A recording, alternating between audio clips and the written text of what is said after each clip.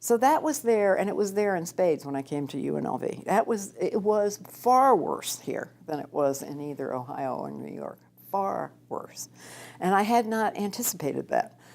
You know, I thought the progress women were making where I came from in the East and the Middle West, right, was everywhere. Well, it wasn't everywhere. In 1995, when I came here, the strongest resistance was pure. It was pure sexism. I mean, it was when I said I wanted to have an inauguration where the whole campus could participate and be a part of something that's community building, right? I got these headlines that said, Harder wants coronation.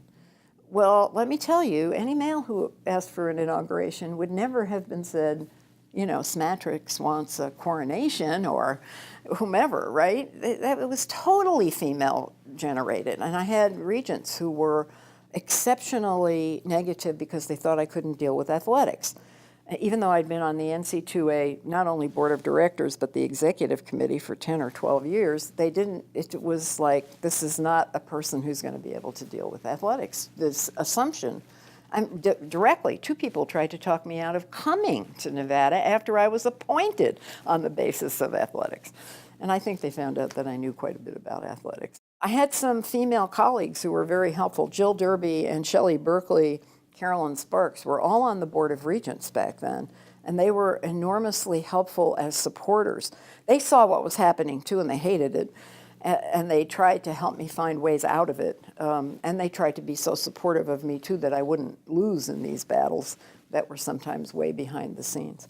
But there were, you know, one of the reporters whose name I'm going to forget now wrote a column about how Carol Harder has as much chance of being successful president as a bowl of ice cream in the desert. That was the column, was all of that. And I lasted longer than anybody else has so far, 11 years as president, so he was wrong about that. But these were things that came up much more virulently here than they had at either of my previous institutions. And it surprised me. It surprised me. And I wasn't always good at responding to it.